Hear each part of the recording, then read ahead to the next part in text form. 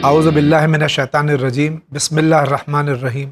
ناظرین کرام، السلام علیکم ورحمۃ اللہ وبرکاتہ۔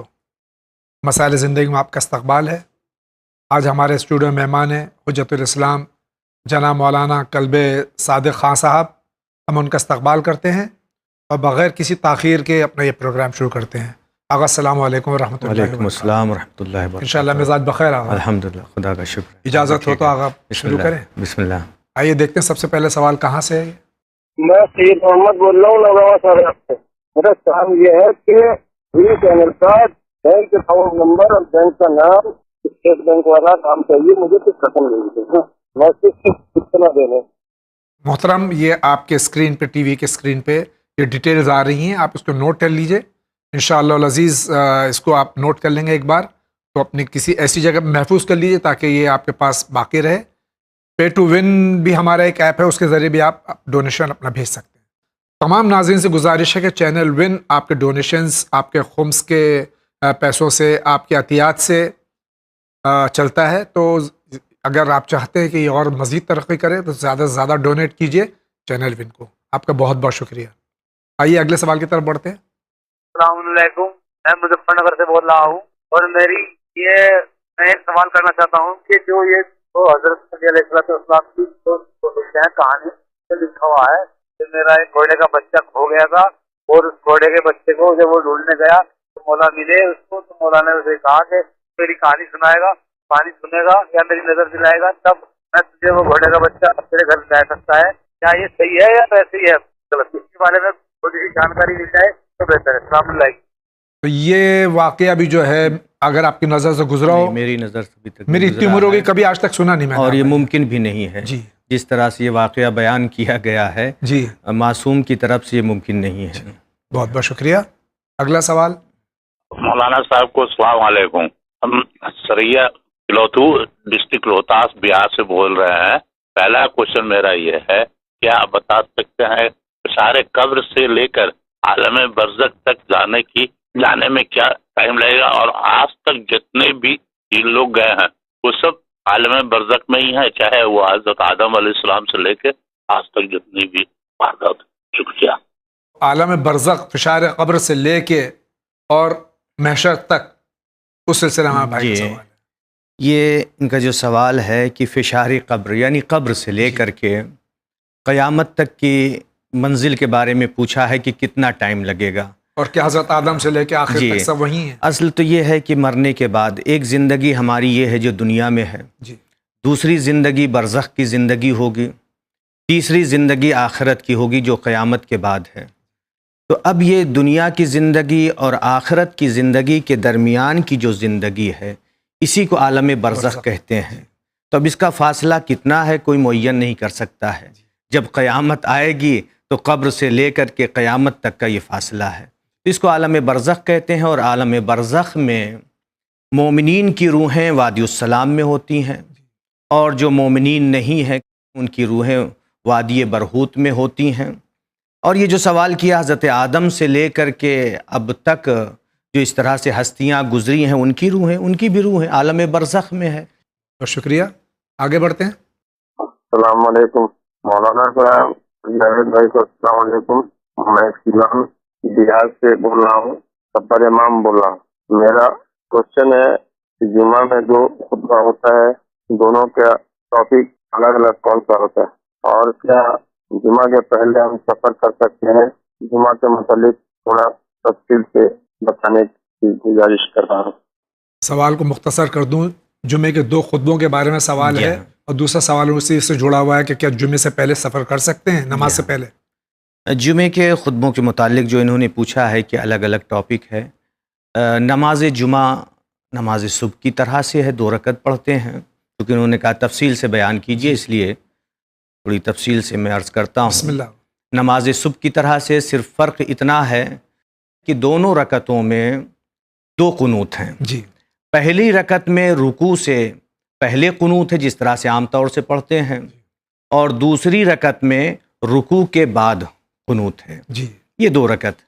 اور اسی طرح سے انہوں نے سوال کیا خطبوں کے ٹاپک کے بارے میں، جو توضیح المسائل میں مراجع اعظام نے لکھا ہے، حتیٰ آیت اللہ العظمیٰ سستانی نے جو لکھا ہے اپنی توضیح المسائل میں کہ پہلے خطبے میں خدا کی حمد و ثنا کے بعد مومنین کو تقوی و پرہیزگاری کی نصیحت کی جائے، تقوی و پرہیزگاری کی باتیں بیان کی جائیں، پھر آخر میں ایک قرآن مجید کا کوئی چھوٹا مختصر سا سورہ پڑھ کے بیٹھ جائیں، چونکہ دو خطبوں کے درمیان بیٹھنا ضروری ہے، اور پھر اس کے بعد جب کھڑے ہوں دوسرے خطبے کے لیے تو اس کے لیے بھی یہی ہے خدا کی حمد و ثنا کے بعد محمد و آل محمد پر درود ہاں کے بعد محمد و آل محمد پر درود بھیجیں، اور احتیاط مستحب ہے کہ مومنین کی مغفرت کے لیے دعائیں کریں، یہ اصل ہے دونوں خطبوں کا مقصد۔ ہاں بعض امام جمعہ و جماعت جو ہیں وہ دوسرے خطبے میں حالات حاضرہ پہ گفتگو کرتے ہیں، ورنہ توضیح المسائل میں اتنا ہی لکھا ہے جو میں نے ابھی عرض کیا آپ کی خدمت میں۔ اور دوسرا جو ان کا سوال ہے کہ کیا جمعے کی نماز سے پہلے سفر کر سکتے ہیں؟ دیکھیے سفر کرنا حرام نہیں ہے، لیکن یہ ہے کہ احترام نماز جمعہ میں یہ ہے کہ نماز جمعہ کے بعد سفر کریں۔ بہت بہت شکریہ۔ آپ فرمائیے، آپ کیا کہہ رہے ہیں؟ میرا نام انیس زہرا ہے، میں لکھنؤ سے بول رہی ہوں۔ میں خمس نکالتی ہوں رمضان کی پہلی تاریخ کو، اور میرے ہسبینڈ کا انکم ٹیکس بھی کافی کٹتا ہے۔ اگر اس کے بعد بھی اگر ہم لوگ کوئی کپڑے یا کچھ خریدتے ہیں تو کیا اس سے بھی خمس نکالنا پڑتا ہے؟ یہ رمضان المبارک کی پہلی تاریخ کو خمس نکالتی ہیں، جی اس کے بعد میں جو کپڑے وغیرہ خریدتے ہیں تو کیا اس پہ بھی خمس ہے؟ دیکھیے جب خمس نکالتی ہیں ایک تاریخ معین ہے، جی تو یہ کپڑے وغیرہ خریدنا یا اور بھی جو بھی اس طرح کے کام ہیں ضروریات زندگی جو ہیں یہ اخراجات میں شمار ہوں گے۔ جی جب اخراجات میں شمار ہوں گے تو اس پہ جداگانہ طور پہ خمس نہیں نکالنا ہے، جی اور جو یہ بیان کیا کہ ان کے شوہر انکم ٹیکس دیتے ہیں جی اس کا اس خمس سے تو کوئی تعلق نہیں ہے۔ جی ہاں، بہت بہت شکریہ۔ اگلا سوال۔ village Bordaspur, district Hooghly, West Bengal. My question is exclusively for Urdu channel Masalai Majlis. What is Ahle Bait? What is the full definition and description of Ahle Bait? Mother Khadija, Mother Fatima, Hazrat Abu Bakr Siddiq, Hazrat Umar and Hazrat Usman are within the frame of Ahle Bait. Now they are Ummat of Prophet Muhammad sallallahu alaihi wasallam. ہمارے بھائی کا سوال ہے کہ اہل بیت علیہم الصلاۃ والسلام جو کہ پنجتن پاک علیہم الصلاۃ والسلام یا 14 معصومین علیہم الصلاۃ والسلام، ان کے علاوہ جو نام انہوں نے لیے کیا یہ بھی یہ اہل بیت میں شامل ہیں؟ نہیں، اہل بیت میں نبی اکرم کے بعد جو نبی اکرم نے خود فرمایا ہے انی تارکم فیکم الثقلین کتاب اللہ و عطرتی اہل بیتی، میں تمہارے درمیان دو گراں قدر چیزیں چھوڑ کر جا رہا ہوں، اللہ کی کتاب اور میری عطرت اہل بیت ہیں۔ جی، عطرت کے معنی سمجھا ہاں، عطرت کے معنی یہی ہیں جی کہ عطرت میں اہل بیت میں جو حدیثوں میں آیا ہے علی علیہ السلام، فاطمہ، امام حسن، امام حسین علیہم السلام اور جو ائمہ طاہرین ہیں وہ اہل بیت میں آتے ہیں، اس کے علاوہ دوسرے افراد اہل بیت میں نہیں ہیں۔ بہت بہت شکریہ۔ اگلا سوال۔ السلام علیکم، میرا نام شائستہ ہے، میں کشمیر سے بول رہی ہوں۔ میرا یہ سوال ہے، اور جب مطلب ہم نماز پڑھتے ہیں ہمارے آنکھوں میں کاجل لگایا ہوتا ہے، کیا کاجل لگانے کے بعد، سرما لگانے کے بعد مطلب ہم وہ اس وضو آتا ہے، کیا ہم نماز پڑھ سکتے ہیں اس میں، یا پھر ہمیں کلین کرنا ہے پہلے اپنا چہرہ پھر نماز ادا کرنی ہے؟ پلیز میرے اس سوال کا جواب دیجیے۔ باقی بہن فرما رہی کاجل لگا ہوا ہے۔ ہاں، ان کا سوال یہی ہے کہ کاجل لگا کر یہ نماز پڑھتی ہیں۔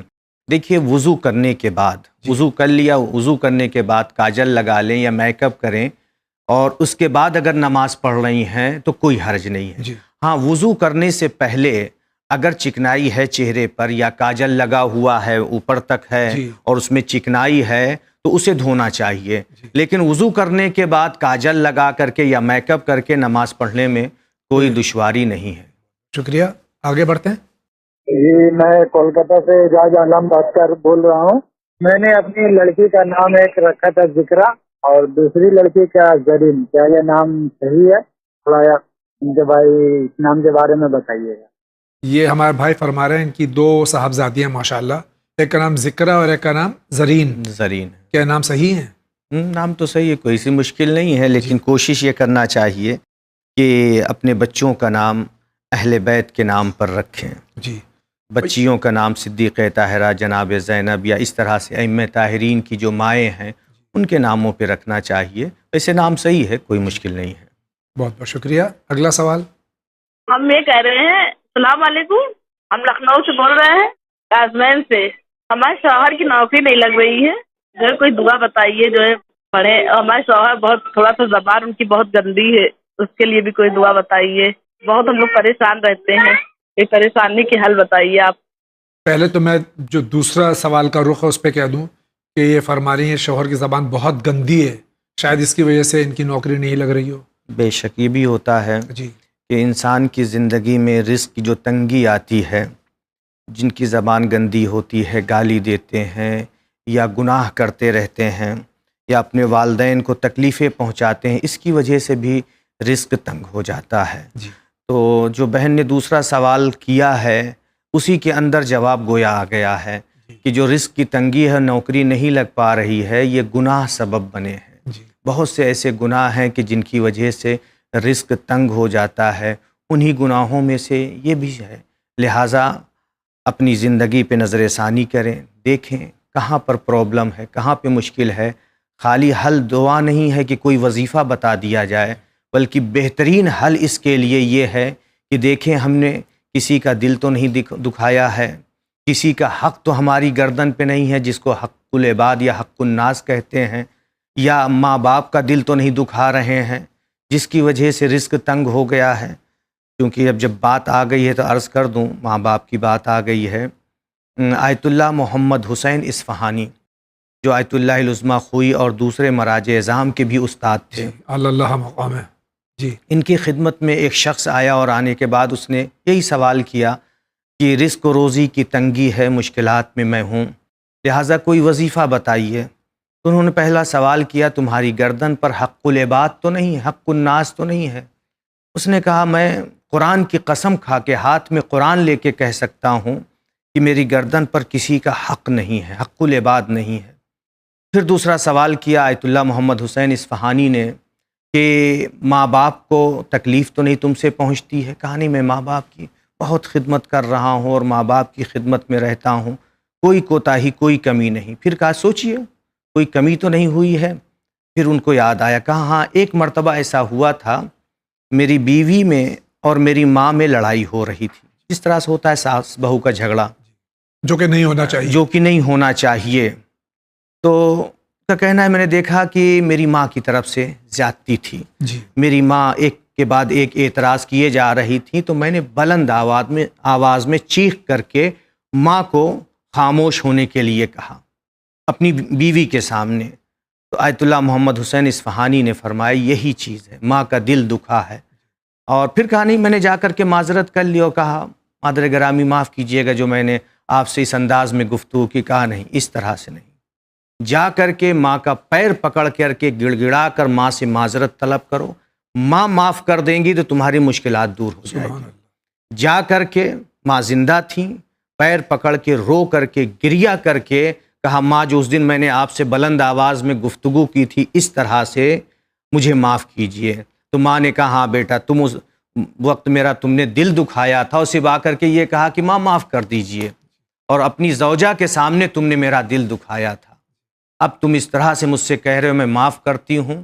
جو ملتا ہے کہ جب ماں نے معاف کر دیا تو ان کی جو یہ مشکلات تھی رزق و روزی کی وہ دور ہو گئی. تو اہم چیز یہ ہے کہ دیکھنا چاہیے کہ ماں باپ راضی ہیں یا نہیں.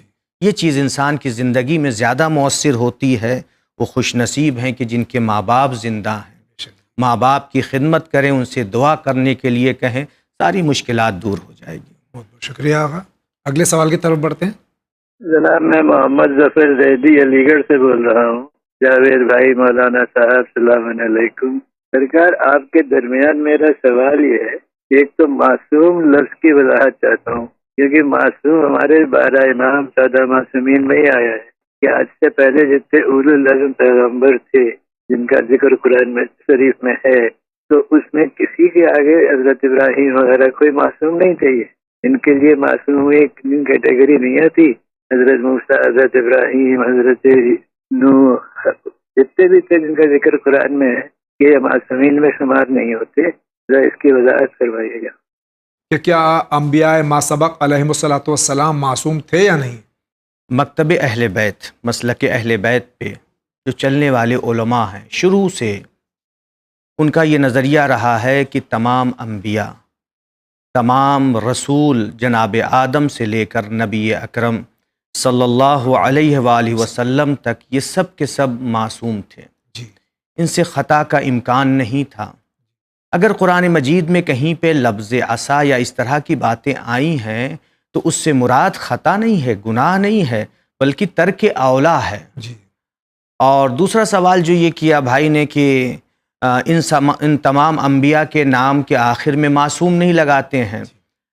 چہاردہ معصومین، ائمہ معصومین کے لیے ہم معصوم لگاتے ہیں. اس کی وجہ یہ ہے کیونکہ انبیاء تو معصوم تھے ہی، لیکن اس امت میں نبی اکرم صلی اللہ علیہ وآلہ وسلم کے بعد جو ہستیاں معصوم تھیں وہ صدیقہ طاہرہ، مولائے کائنات، امام حسن، امام حسین اور دوسرے ائمہ طاہرین ہیں. 9 فرزند ان کے. ہاں، ان کے 9 فرزند، امام زمانہ عجل اللہ تعالی فرجہ شریف تک. تو یہ ہستیاں معصوم تھیں، اور نبی اکرم نے جہاں پر ان کا تعارف کرایا وہاں پر اس کے بعد لفظ معصومون استعمال کیا کہ یہ سب کے سب معصوم ہوں گے. بے شک. یعنی ان سے خطا نہیں ہوگی، ان سے غلطی نہیں ہوگی، گناہ نہیں کریں گے. گناہ ایک نجاست ہے، خباثت ہے، گندگی ہے، آلودگی ہے. انہیں گناہ کے نتیجے کا، گندگی کی کثافت کا علم تھا. وہی گٹر کا پانی پیے گا، مثال کے طور پہ گلاس میں لا کر کے سامنے پانی رکھ دیا جائے، جس کو علم نہیں ہے دیکھے گا صاف ہے پی لے گا، لیکن جو دیکھ رہا ہے کہ یہ گٹر کا پانی آ رہا کبھی نہیں پیے گا. تو ائمہ معصومین کے لیے گناہ اسی طرح سے تھے، لہٰذا تصور گناہ بھی نہیں تھا. سبحان اللہ. جی. بہت بہت شکریہ. اگلے سوال کی طرف جاتے ہیں. السلام علیکم. ہم شیلانگ سے بول رہا ہے، میگھالیہ، بی بی جالے نور. ہم سوال کرنے چاہتا ہے کہ پہلا بھی ہمارا سوال ادھر کیا تھا لیکن کوئی سوال کا جواب نہیں ملا. لیکن ہمارا لڑکا جو ہے باہر سے مر گیا ہے، لیکن اس کا مطلب ہم لوگ کچھ کر نہیں سکتا ہے. کیسا کیا کرنے سے مطلب ہمارا دل میں تھوڑا شانتی ہوگا، وہ سوال ہم جاننا چاہتا ہے.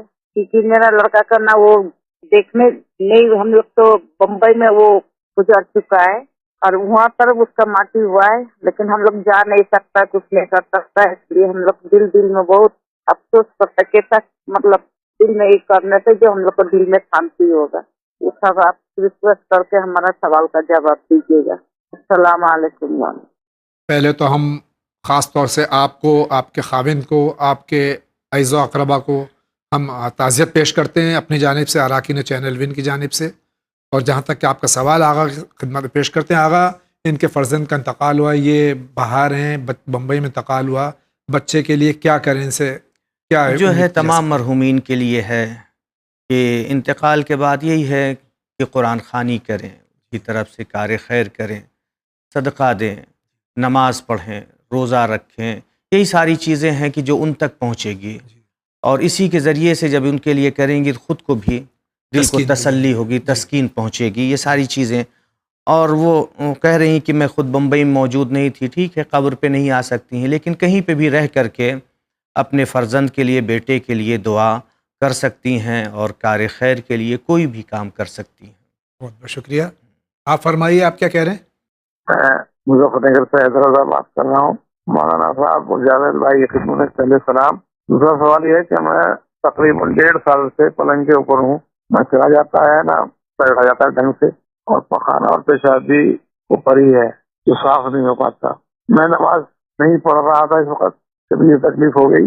اس کے بعد ہمارے عالم، بزرگ عالم جو آیت اللہ خامنہ کے وکیل بھی ہیں ہمارے یہاں، وہ آئے میری عیادت کے لیے. تو انہوں نے بتایا کہ آپ اس حالت کی، اسی حالت میں نماز پڑھو. میں نے نماز شروع کر دی. لیکن آج میں علامہ ذیشان مرحوم کا جو تفسیر بیان کر رہے تھے وہ دیکھ رہا تھا. تو انہوں نے کہا کہ بغیر طہارت کے قرآن پڑھنا بالکل صحیح نہیں ہے، مسلح پہ آنا صحیح نہیں ہے، اور اس حالت میں بالکل بھی तफसील खुदा कबूल नहीं है। तो मेहरबानी करके मुझे बताएं कि मैं क्या करूँ, क्या वजीफा है मेरा।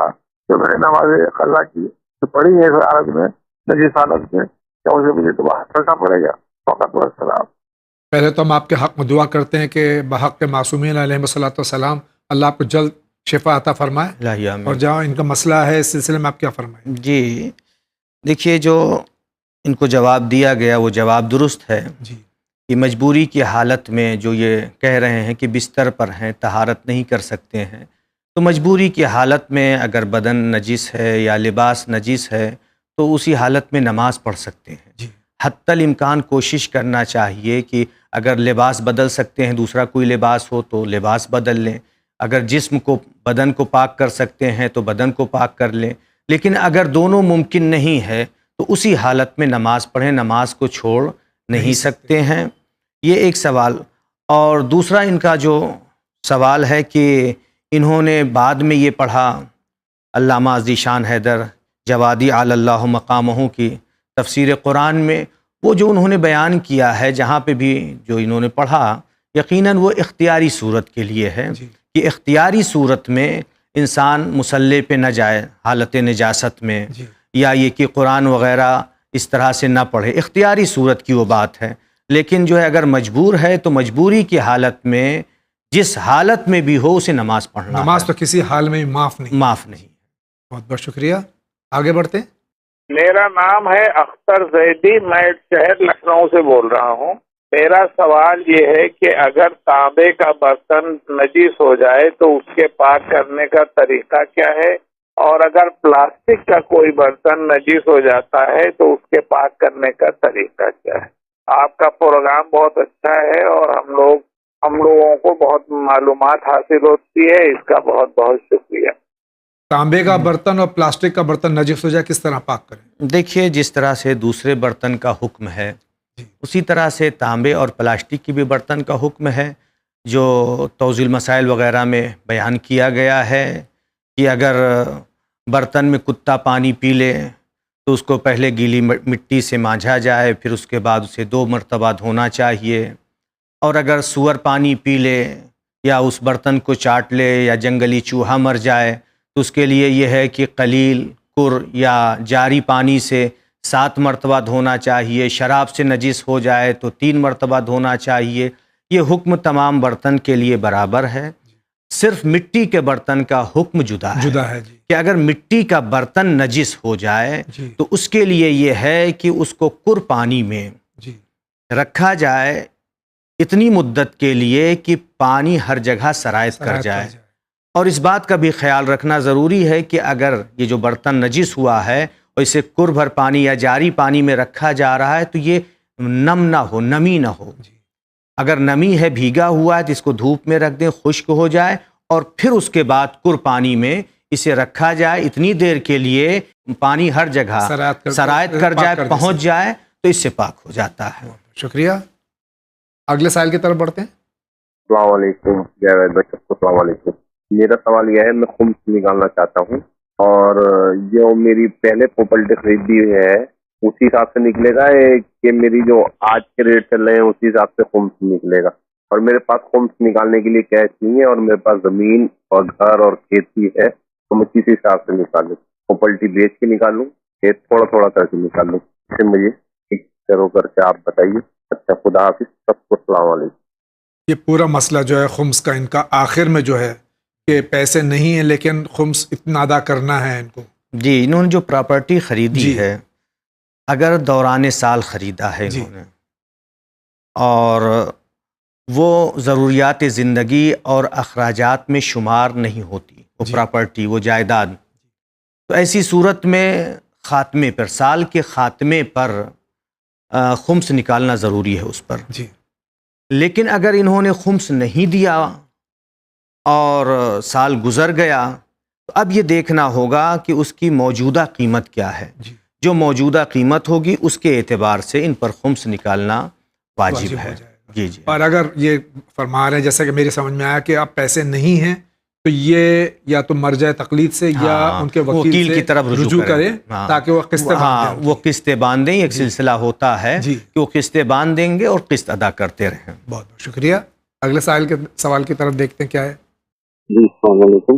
میرا سوال یہ ہے کہ میں والد والدہ کا انتقال ہوئے کی زمانہ ہو گیا مگر مجھے کبھی خواب میں نہیں دکھایا گیا.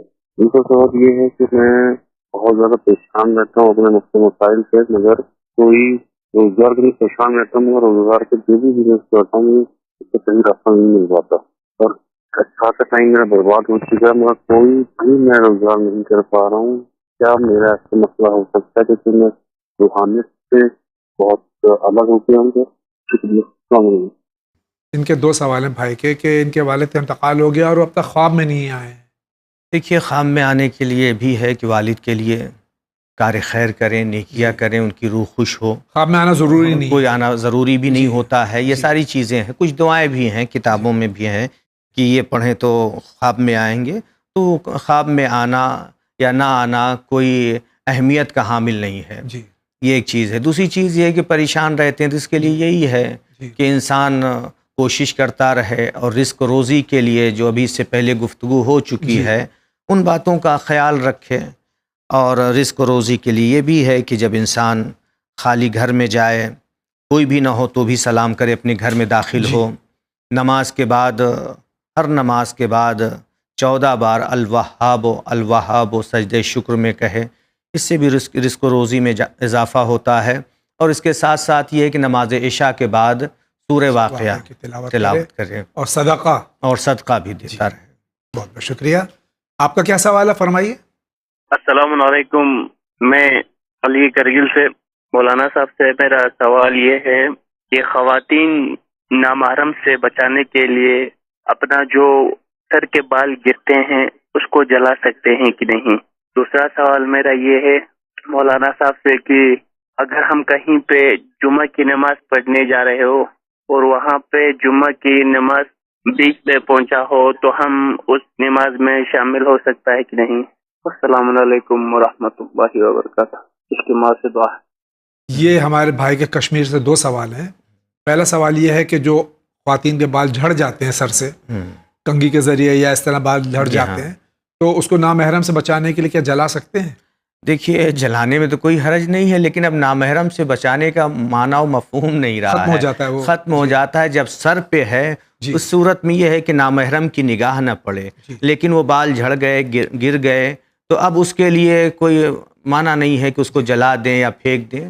جو بھی چاہے کر سکتے ہیں، کوئی ایسی بات نہیں ہے. دوسرا سوال ان کا بھائی کا یہ ہے کہ تاخیر سے اگر نماز جمعہ شروع ہو گئی ہو تاخیر سے پہنچے، مثال کے طور پر پہلی رکعت کے بعد. ہاں دیکھیے پہلی رکعت کے بعد اگر یہ آتے ہیں دوسری رکعت میں امام کے رکوع میں جانے سے پہلے امام کے رکوع میں جانے سے پہلے اگر یہ آ جاتے ہیں تو شریک ہو سکتے ہیں. کیونکہ دوسری نمازوں میں یہ ہے کہ امام رکوع میں گیا ہے اور اللہ اکبر کہہ کے تکبیرۃ الاحرام کہہ کے چلے گئے اور امام کو رکوع میں پا گئے تو جماعت صحیح ہے اور نماز بھی صحیح ہے. لیکن جمعہ کے لیے تھوڑا سا یہ فرق ہے کہ امام کے رکوع میں جانے سے پہلے اور جب امام کے رکوع میں جانے سے پہلے پہنچ جائیں گے تکبیر کہہ کے شریک ہو جائیں اور پھر اس کے بعد ایک رکعت نماز جس طرح سے دوسری جماعتوں میں خود سے پڑھتے ہیں اسی طرح سے پڑھ لیں گے. نماز جمعہ صحیح ہے. شکریہ. آپ کیا فرما رہے ہیں؟ السلام علیکم. بول رہا ہے ریل وائٹ کا مطلب کیا ہے؟ ریل وائٹ ہونا پڑے گا نہیں ہوگا یہ جاننا ہے. اس کا آنسر جاننا ہے کیوں ہوتا ہے یہ ریل وائٹ کیوں ہوتا ہے؟ ریل وائٹ کیوں ہونا پڑے گا؟ یہ اہل بیت کون ہیں، اہل بیت کیا ہیں اور کیا اہل بیت کی محبت تمام شیعہ و سنی سب کی یہاں واجب ہے یا نہیں؟ جی ہاں، نبی اکرم نے چونکہ فرمایا ہے، ابھی میں نے اس حدیث کو آپ کے سامنے بیان کہ متفق علیہ حدیث ہے، سب کے ہاں ہے کہ نبی اکرم نے ایک بار نہیں کئی مرتبہ فرمایا ہے اس مفہوم کی حدیث کہ انی تارکم فیکم الثقلین کتاب اللہ وعطرتی اہل بیتی ما ان تمسکتم بہما لن تضلوا بعدی حتی یرد علی الحوض. نبی اکرم نے فرمایا کہ میں تمہارے درمیان 2 گراں قدر چیزیں، 2 بھاری چیزیں چھوڑ کر جا رہا ہوں. جو بھی ان دونوں سے متمسک رہے گا، 2 چیزیں کیا ہیں؟ اللہ کی کتاب ہے، میری اطرت اہل بیت ہیں. اگر تم ان دونوں سے متمسک رہو گے تو حوض کوثر پر میرے پاس پہنچو گے، کبھی تم گمراہ نہیں ہوگے. تو اہل بیت ابھی بیان کر چکا کہ اہل بیت میں کون ہیں. نبی کے بعد صدیقہ طاہرہ سلام اللہ علیہا ہیں، مولا کائنات ہیں، حسنین علیہم السلام ہیں، اور پھر ان کے بعد جو ائمہ طاہرین ہیں یہ اہل بیت میں ہیں، اور انہی کے سلسلے میں نبی اکرم نے تاکید کی ہے، ان کی محبت کا ہونا ضروری ہے. اور اسی کے ساتھ میں قرآن کی آیت موجود ہے. ہاں، بہت ساری آیتیں ہیں کہ اس میں اہل بیت کی محبت کا حکم دیا جی گیا ہے. دیا گیا ہے. قُلْ لَا أَسْأَلُكُمْ عَلَيْهِ أَجْرًا إِلَّا الْمَوَدَّةَ فِي الْقُرْبَى، یا آیے اطاعت جیسے ہے بسم اللہ الرحمن الرحیم اطیعوا اللہ واطیعوا الرسول وَأُولِي الْأَمْرِ مِنْكُمْ. جب نبی اکرم سے پوچھا گیا کہ اولی الامر کون ہیں تو نبی اکرم نے انہی ہستیوں کو بیان فرمایا ہے. بہت بہت شکریہ. اگلا سوال. بسم اللہ الرحمن الرحیم. السلام علیکم. اللہ تعالیٰ آپ کو ترقی سے نوازے. اور اس کے بارے میں نے جو سوال کیا تھا اس کا جواب ملا، مگر پوری طرح مسئلہ حل نہیں ہوا، لہذا پھر سے سوال دہراتا ہوں اور جواب کا منتظر رہوں گا. سوال یوں ہے، مجھے اچانک پتہ چلا کہ میری اس زمین کے اندر ریت ہے جس پر پیڑ پودے لگے ہیں، پھر پیڑ پودے کاٹ کر میں نے وہ ریت زمین کے اندر ہی بیچ دی. اب مجھے جو پیسہ ملا اس میں سے مجھے ریت نکالنے کے لیے کچھ خرچہ نہیں کرنا پڑا. کیا حاصل شدہ رقم پر خمس واجب ہے؟ اور اگر واجب ہے تو کیا ابھی دینا ہے یا کہ سال کے آخر میں اس کو سالانہ بچت میں شامل کرنا ہے جب خمس کی ڈیٹ ہو؟ یہ بھی بتائیں کہ کہیں یہ ریت تو مائن یا کان کے زمرے میں تو نہیں آتی ہے، اگر آتی ہے تو اس میں خمس ادا کیسا کرے؟ شکریہ. یہ مسئلہ پچھلے ایپیسوڈ میں بیان کیا گیا تھا لیکن تشنگی رہ گئی تھی، اس کا مفصل جواب دے دیجیے. دیکھیے ان کا جو سوال ہے بنیادی، پیڑ پودے ہاں پیڑ پودے کھیت میں تھے وہ کاٹ لیے، نیچے ریت ہے. جی دیکھیے ان کا سوال یہ ہے کہ اس ریت کا شمار کان میں ہوگا، معدنیات میں ہوگا یا نہیں. دیکھیے معدنیات کے لیے بیان کیا ہے کہ چاہے وہ زمین کے اندر ہو یا زمین کے اوپر ہو، معدنی کانے جن کو کہتے ہیں، ان میں جو ہے سونا ہے، چاندی ہے، تانبا ہے، لوہا ہے، کوئلہ ہے، پیٹرولیم ہے، چونا ہے، اور پیلی مٹی بھی ہے، چکنی مٹی بھی ہے. دیکھیے اگر اس ریت کو ہم اس پیلی مٹی اور چکنی مٹی کے زمرے میں لاتے ہیں تو اس کا بھی شمار معدنیات میں ہو جائے گا. اور جب معدنیات میں ہو جائے گا تو اس کے لیے بھی ایک نصاب ہے، ایک مقدار ہے کہ 15 مسقال سکہ جو مروجہ ہو اس مقدار تک پہنچ جائے تب اس پر خمس واجب ہوگا، اور اگر اس مقدار تک نہ پہنچے تو سال بھر کا جس طرح سے منافع ہوتا ہے دوسری چیزیں ہوتی ہیں ان میں شمار کیا جائے گا. شکریہ. اگلا سوال. میرا نام ہے تسنیم زہرا، میں کیرانے سے بول رہی، آنی پت کے پاس سے. میرا سوال یہ ہے کہ جو سنت نماز ہو تو اس میں اقامت کا پڑھنا ضروری ہے یا نہیں؟ جیسے نماز سے پہلے، ہر نماز سے پہلے اقامت کا پڑھنا ضروری، اسی طرح سنت نمازیں جو ہوتی ہیں جیسے زیارت امام حسین یا کوئی سی زیارت یا کوئی سی سنت نماز، اس میں اقامت کا پڑھنا ضروری ہے؟ السلام علیکم. بہن کا جو سوال ہے، دیکھیے اذان و اقامت صرف پنجگانہ نمازوں کے لیے، نماز یومیہ جس کو کہتے ہیں پنجگانہ نمازیں ہیں، صرف انہی کے لیے اذان و اقامت مستحب ہے، واجب بھی نہیں ہے، مستحب ہے، فضیلت ہے، بہت ثواب ہے. اس کے علاوہ ان نمازوں کے علاوہ دوسری واجب نمازوں کے لیے، مستحبی نمازوں کے لیے نہ یہ کہ ضروری نہیں بلکہ جائز نہیں ہے. بہت سے نہیں جانتے ہیں، کوئی بھی نماز پڑھنا ہوئی جیسے نماز زیارت امام حسین علیہ السلام ہے یا نماز شب ہے، جو مومنین نہیں جانتے اس میں بھی اذان و اقامت کریں. نہیں، آیت اللہ العظمیٰ سیستانی کی جو توضیح المسائل میں ہے باقاعدہ لکھا ہے کہ پنجگانہ نمازوں کے علاوہ اذان و اقامت کا کہنا دوسری واجب نمازوں اور مستحبی نمازوں کے لیے جائز نہیں ہے. اگر ہے تو صرف وہ بھی نماز نہیں، نماز عید اور نماز عید قربان کے لیے صرف 3 بار الصلاۃ الصلاۃ الصلاۃ الصلاۃ جو کہتے ہیں، بس یہ. ہاں وہ جو چیز روایتوں میں وارد ہوئی ہے وہ یہ ہے کہ بچہ پیدا ہو تو داہنے کان میں اذان کہیں اور بائیں کان میں اقامت کہیں، یہ روایتوں میں آیا ہے، اس کے علاوہ کہیں نہیں ہے. بہت بہت شکریہ. آپ کا کیا سوال ہے، فرمائیے. السلام علیکم، ہم کشمیر سے بول رہے ہیں، نثار احمد بن کا. میرے کو ایک سوال آپ سے गुजारिश है कि हम मेरी शादी कहीं और हुई है बड़ी दूर से। अभी मैं सुन रहा था आपका क्वेश्चन, अगर किसी की बीवी दूसरे शहर की, कारगिल वाले ने सवाल किया था, तो उसकी नमाज तमाम है। अगर कोई मर्द हो दूसरे शहर में हुई तो उसकी क्या है, इसके ऊपर क्या है, नमाज दूसरे शहर में मतलब उसकी तमाम है या आधी है? अस्सलाम वालेकुम। ये कसर का मसला कि दूसरे शहर में अगर शौहर चला जाए या ज़ौजा चली जाए, मसला तो वही रहेगा। देखिए वो तो मसला एक ही है, क्योंकि आम तौर पे लड़कियां रुखसत होकर के जाती हैं जी, तो वो उनका वतन हो जाता है। इन्होंने सवाल किया मेरी शादी काफ़ी दूर हुई है। जी, देखिए दूर हुई हो या नज़दीक हुई हो, तो दूर से मुराद ये है कि जो शराइत हैं कसर के, अगर उसके मुताबिक हैं और ये वहाँ पर जाकर के रहने लगे तो इनकी भी नमाज पूरी हो जाएगी। लेकिन अगर ये 10 दिन के कम के कस्द से जा रहे हैं और वापस आना है इनको 10 दिन के अंदर में, तो इनकी नमाज कसर रहेगी। शुक्रिया। आप फरमाइए, आप क्या कहना चाह रहे हैं? अस्सलामुअलैकुम, मैं कर्नाटक से बात कर रही हूँ। जी मेरा सवाल ये है कि नमाज पढ़ते वक्त और दूसरी इबादत करते वक्त यही बात दिमाग में आती है कि ये इबादत कबूल होगी कि नहीं, ये नमाज कबूल होगी कि नहीं, और गुमान एक साथ आता है कि वजू करने के बाद ये वजू सही है कि नहीं, दोबारा नमाज पढ़नी पड़ती है, दोबारा वजू करना पड़ता है। ये गुमान के लिए कुछ बता दें तो शुक्रिया होगा। वस्सलाम। देखिए शक्की हैं, जब इनको खुद ये मालूम है, ये बयान करना इस बात की दलील है कि इनको ये एहसास है। अपने शक पे अमल न करें, इतना न करें, तवज्जो न दें। यानी अब ये सोचें कि मुझे जो शक हो रहा है ये वसवसे शैतानी है। और इससे बचने के लिए भी ये है कि सूरह नास की ज़्यादा से ज़्यादा तिलावत करें और अपने शक के ऊपर तवज्जो न दें। इनकी नमाज भी सही है, वज़ू भी सही है, वक्त गुजरने के बाद शक अगर हो रहा है तो उस शक का कोई एतबार नहीं। शुक्रिया। अगला सवाल। अस्सलाम वालेकुम, मेरा नाम आफिया है, मैं बॉम्बे से बोल रही हूँ। मेरे 3 क्वेश्चन है। मेरा पहला क्वेश्चन है कि मुझे औलाद नहीं है, अल्लाह पर दुआ करें, मुझे कोई कुरान की कोई ऐसी आयत बताइए जिससे औलाद हो।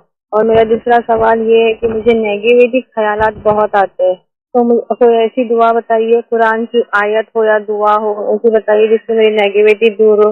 और मेरा तीसरा क्वेश्चन ये है कि ये कोई ऐसे बताइए जिससे मेरे पति मेरे हो, मुझे रिस्पेक्ट दे, मेरे पति मेरी बात सुने, मुझे रिस्पेक्ट दे। तो कोई आयत दुआ बताइए जिससे मेरे पति मेरे हो। प्लीज मेरा क्वेश्चन जल्दी, और मुझे आयत बताइए, कुरान की कोई आयत, कोई दुआ। शुक्रिया, खुदा हाफिज़। पहला सवाल बहन का ये है कि औलाद इनकी यहाँ नहीं है, उस सिलसिले में कोई वजीफा चाहती हैं। इमाम मोहम्मद बाक़िर अलैहिस्सलातो वस्सलाम से एक रिवायत है औलाद के सिलसिले में। नमाज सुबह और नमाज इशा के बाद भी है जो रिवायत में है, या सुबह और असर में 70 बार इस नियत से औलाद के लिए सुबहान अल्लाह कहें, 70 बार सुबहान अल्लाह कहें, 10 बार अस्तगफिरुल्लाह कहें, फिर दोबारा 9 बार सुबहान अल्लाह कहें, और फिर उसके बाद सूरह नूह की 10, 11, 12 इन 3 आयतों का, हाँ, सूरह नूह की आयत नंबर 10, 11, 12 की तिलावत करें नमाज सुबह के बाद और नमाज इशा के बाद, या सुबह में और असर में इसकी तिलावत करें। इंशाअल्लाह अल्लाह ताला इन आयात के सदक़े में, तुफ़ैल में इन्हें औलाद अता करेगा इंशाअल्लाह। दूसरा सवाल इनका ये है, इनको नेगेटिविटी यानी कि मनफी सवाल, मनफी ख़यालात आते हैं। मनफी ख़यालात के लिए ही जैसे अभी मैंने अर्ज़ किया, कुछ इस तरह के आयतें भी हैं। ख़ुद ये सूरह नास की तिलावत करें और ख़ुद अपने नफ्स पे कंट्रोल करें, चूँकि ये सब मनफी ख़यालात ये वसवसा शैतानी है, लिहाजा इनसे अपने आप को दूर रखें। और हर इंसान हर चीज़ पर कादिर है, हर चीज़ पर कादिर है, वो कर सकता है, अपने नफ्स पे कंट्रोल कर सकता है। कि कोई ऐसे वजीफ़ा बता दीजिए कि इनका शौहर इनके कब्ज़े में हो जाए। देखिए सूरह बकरा की आयत नंबर 165 है जी, 165। हाँ, सूरह बकरा की आयत नंबर 165 को एक कागज़ पे लिख करके मोम में जमा करके अपने सरहाने रखें, तो इससे झगड़ा लड़ाई दूर होगी और दोनों के दरमियान मोहब्बत कायम रहेगी। ये नहीं कि شوہر کو تسخیر کرے نہیں، دونوں کے درمیان جو اختلاف ہے، جھگڑا لڑائی ہے، قبضہ افزا نہیں کریں، تسخیر نہیں کریں، ہاں تسخیر کی بات نہیں ہے، یہ ہے کہ دونوں کے درمیان محبت باقی رہے اور یہ اختلافات دور ہو جائیں۔ بہت بہت شکریہ۔ آگے اگلا سوال۔ عورت شادی شدہ ہے، طلاق شدہ، شادی شدہ ہے، طلاق کے لیے کورٹ میں کیس چل رہا ہے 5 سال سے۔ وہ عورت ایک آدمی کے ساتھ شادی کر لیے، پھر تو وہ آدمی بھی شادی شدہ ہے، اس کے بچے والی ہے، جوڑو بچے ہے، تو شادی جائز ہوتی ہے نہیں جائز ہوتی؟ مرد تو جوڑ بیوی بچے رہنے کے بعد کر سکتی، لیکن عورت کر سکتی ہے کہ مرد نہیں طلاق دیے تو شادی؟ تھوڑا ڈیٹیلس میں میرے کو وائس میسج میں بھیجائیے پلیز۔ شرعاً اگر طلاق نہیں ہوا ہے اور کورٹ کے ذریعے سے کیس چل رہا ہے، وہاں کورٹ میں طلاق ہوا ہے، وہ عورت دوسرا عقد کر لے تو وہ عقد جائز ہے یا حرام ہے؟ دیکھیے شرعاً اگر طلاق نہیں ہوا ہے تو وہ طلاق نہیں مانا جائے گا، شادی شدہ مانی جائے گی، اور اگر اس نے شادی کر لیا کسی سے تو وہ شادی نہیں ہے بلکہ زنا ہے، حرام ہے، قطعاً حرام ہے۔ اسی کے ساتھ میں دیکھتے ہیں یہ کیا فرما رہے ہیں۔ السلام علیکم، میں سید عثمان بنگلور سے بات کر رہا ہوں۔ میرا سوال یہ ہے کہ انسان کاہل کیوں ہوتا ہے اور اس کا اصل سبب یا اس کے پیچھے کیا سبب ہے؟ برائے مہربانی معلوم کریں اور اس کے نقصانات بھی معلوم کریں تو بڑی مہربانی ہوگی۔ السلام علیکم۔ انسان کاہل کیوں ہوتا ہے؟ دیکھیے کاہل کا جو تعلق ہے سست ہونے کا انسان کی فطرت سے ہے۔ کچھ ایسے بھی ہوتے ہیں کہ فطرتاً کاہل ہوتے ہیں، کچھ ایسے ہیں کہ ان کے اندر کام کے سلسلے میں جذبہ نہیں پایا جاتا ہے، شوق نہیں پایا جاتا ہے۔ جب کام کے سلسلے میں جذبہ ہوگا، شوق، محبت ہوگی تو انسان کاہل نہیں ہوگا۔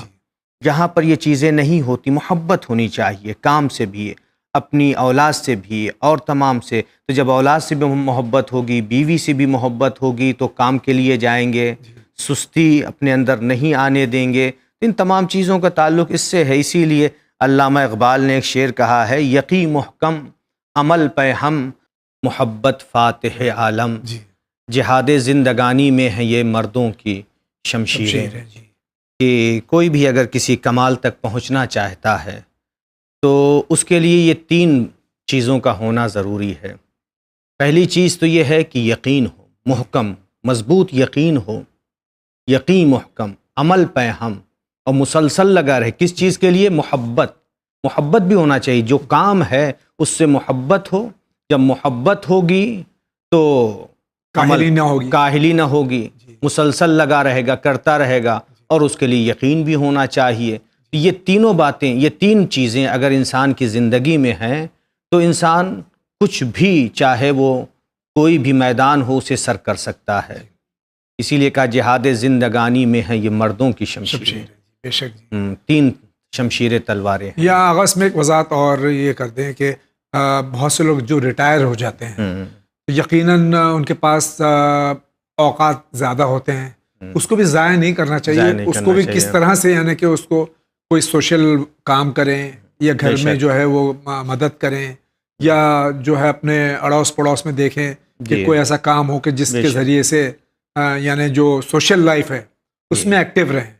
بے شک۔ تو اس میں بھی انسان ایک تو یہ خالی وقت جو ہے ضائع نہیں ہوگا اور کاہلی آپ پر طاری نہیں ہوگی، یعنی انسان کو ہمیشہ مشغول رہنا چاہیے۔ جی ہاں، بہت بہت شکریہ۔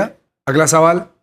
السلام علیکم جی، میرے شوہر بار بار پر ایسا غصہ کرنا، لڑنا، جھگڑنا، یہ بار بار ایسے ہی کرتے رہتے انہوں، کیا میں جان سکتی ہوں اس کے بارے میں کچھ دعا ہے کیا؟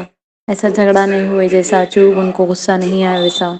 شوہر ان کو غصہ آتا ہے اور بہت ہی اس طرح کی گھر میں وہ باتیں کرتے ہیں، اس کا تدارک کیا ہے؟ دیکھیے زوجہ کو بھی دیکھنا چاہیے کہ کس بات پہ شوہر کو غصہ آتا ہے، دونوں کو، چونکہ دونوں شریک حیات ہیں، لہٰذا زوجہ بھی دیکھے اور شوہر بھی دیکھے کہ زوجہ کس بات پہ، بیوی کس بات پہ ناراض ہوتی ہے۔ جس سبب سے شوہر ناراض ہو رہا ہے بیوی وہ کام انجام نہ دے، اپنے آپ کو یہ سمجھے کہ مجھ کو اس کے ساتھ رہنا ہے۔ جیسے ہوتا ہے نا، کبھی کوئی کسی ادارے میں کام کر رہا ہے، اگر اس ادارے کا یا کمپنی کہیے اس کا مالک اگر سخت ہے، تند مزاج ہے، اس کی ساری بات برداشت کرتے ہیں یا نہیں؟ اسی طرح سے گھر میں بھی سمجھیں کہ اس گھر کا مالک شوہر ہے، لہٰذا اگر کہیں پہ تندی بھی کر رہا ہے، تند مزاج بھی ہے، تو ایسے موقع پہ زوجہ کا یہ کام ہوتا ہے، نیک زوجہ کا کام یہ ہے کہ اس کو خوش کرے، کسی بھی طرح سے اس کے غصے کو ٹھنڈا کرے۔ جی اور وظیفہ کے لیے ابھی تو میں نے عرض کیا کہ سورہ بقرہ کی آیت نمبر 165 لکھ کر کے اپنے سرہانے رکھے، انشاءاللہ اس سے جھگڑا لڑائی دور ہو جائے گی۔ شکریہ۔ اگلا سوال۔ السلام علیکم جاوید بھائی، مولانا صاحب، میں ایک کوشچن پوچھنی چاہتی ہوں۔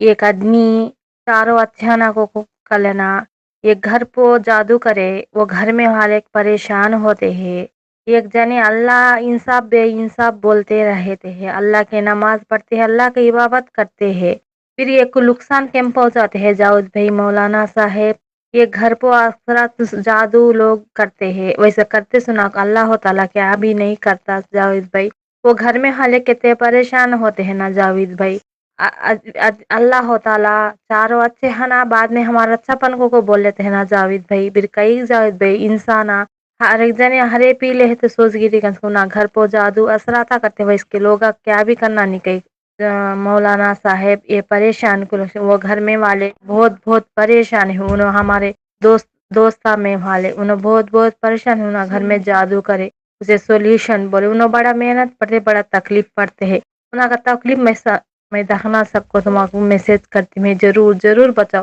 جاوید بھائی مولانا صاحب۔ السلام علیکم۔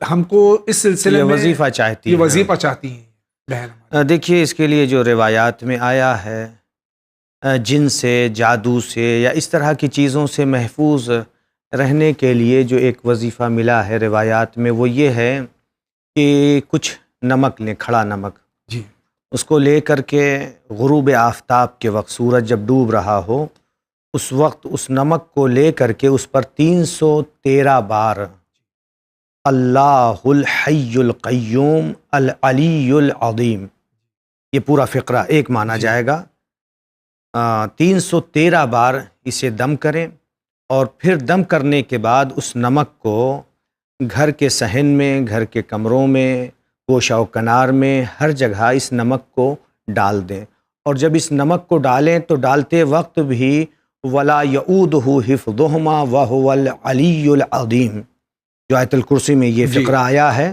اس کی تلاوت کرتی رہیں انشاءاللہ۔ جو ان کو یہ خوف ہے کہ کسی نے جادو ٹونا کر دیا ہے، اگر کسی نے جادو کیا ہے یا جن کا سایہ ہے تو دور ہو جائے گا انشاءاللہ تعالی۔ شکریہ۔ اگلا سوال۔ السلام علیکم، میں شائستہ کشمیر سے، میرا یہ سوال ہے، جو ہم ناخن کاٹتے ہیں نا، آپ بتائیے کس دن، مطلب آدھے بولتے ہیں ہم منڈے کے دن کاٹ سکتے ہیں، آدھا بولتے ہیں منڈے کے دن نہیں کر سکتے ہیں، جو ہمارے نیلس کی ناخن ہے نا، مطلب ہم کس دن وہ کاٹ سکتے ہیں، اور کاٹ کر کہاں پہ رکھنا چاہیے ناخن، بہتر کہاں پہ رکھنا چاہے، اور بس اتنا ہی، باقی وسلام۔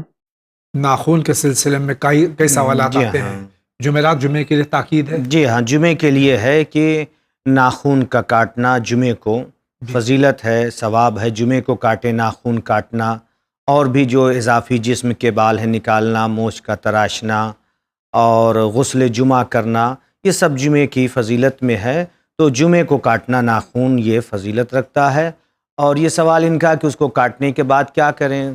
کاٹنے کے بعد ناخون کو چونکہ انسان کے جسم کا حصہ ہے، اگر جگہ ہو تو اسے دفن کر دینا چاہیے، نہیں ہو تو کہیں آپ ہاں کہیں بھی ڈال سکتے ہیں، کوئی حرج نہیں، کوئی حرج نہیں ہے، اور ایسے کسی دن بھی کاٹنا کوئی حرج نہیں، کوئی حرج نہیں ہے، صرف فضیلت یہ ہے، ہاں جمعے جمعے کے لیے ہے، ورنہ کسی بھی دن کاٹ سکتے ہیں۔ ناظرین کرام، اسی کے ساتھ جا رہے ہیں بہت ہی مختصر سے بریک پہ، لیکن آپ کہیں نہیں جائیے، ابھی حاضر ہوتے ہیں۔